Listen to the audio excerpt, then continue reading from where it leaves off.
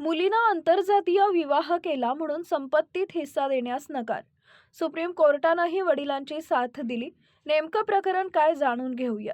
मित्रांनो, अतिशय महत्त्वपूर्ण माहिती आहे, त्यामुळे व्हिडिओला पूर्ण बघा आणि आपल्या चॅनलवर नवीन असाल तर ताज्या बातम्यांसाठी आपल्या यूट्यूब चॅनलला सबस्क्राईब नक्की करा.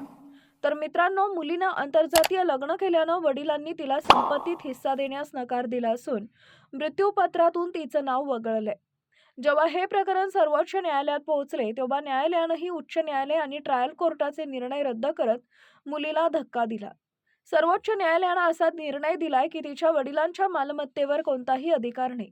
तसेच मृत्यूपत्र लिहिणाऱ्याला त्याच्या जागी ठेवता येणार नाही असं म्हटलंय. 9 भावंड असलेली शैला जोसेफ तिच्या वडिलांच्या NS श्रीधरनच्या मालमत्तेत समान हक्क मागत होती, पण श्रीधरन यांनी शैलाला आंतरजातीय लग्न केल्यामुळं मालमत्तेत वाटा देण्यास नकार दिला होता.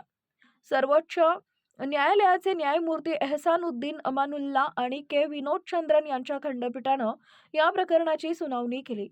न्यायमूर्ती चंद्रन यांनी निकाल लिहिताना म्हटलंय की सिद्ध मृत्यूपत्रात हस्तक्षेप करता येणार नाही. उच्च न्यायालय आणि ट्रायल कोर्टाचे निर्णय रद्द केले जातात. असं आढळून आलंय की वादीला शैला तिच्या वडिलांच्या मालमत्तेवर कोणताही अधिकार नाही, जी मृत्यूपत्राद्वारे इतर भावंडांना देण्यात आली आहे. शैलाचे वकील PB कृष्णन यांनी खंडपीठाला सांगितलंय की मालमत्तेच्या 1/9 भागावर तिचा हक्क आहे, जो खूपच लहान भाग आहे. यावर खंडपीठानं म्हटलंय की एखाद्या व्यक्तीच्या मालमत्तेच्या वाटणीबाबतच्या मृत्यूपत्रात समानतेचा प्रश्न उद्भवतच नाही. न्यायालयानं म्हटलंय की आम्ही समानतेवर नाही तर मृत्यूपत्र करणाऱ्यांच्या मृत्यूपत्राला प्राधान्य दिलं जाईल. मृत्यूपत्र करणाऱ्यांच्या शेवटच्या मृत्यूपत्रापासून विचलित करता येणार नाही.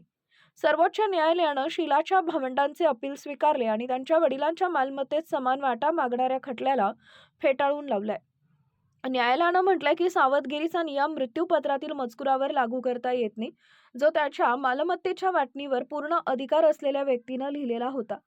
खंडपीठानं म्हटलंय की जर सर्वच भावंडांना मृत्यूपत्राद्वारे वारसा हक्कानं वंचित ठेवलं गेलं असेल तर न्यायालयानं सावधगिरीचा नियम लागू करू शकली असती.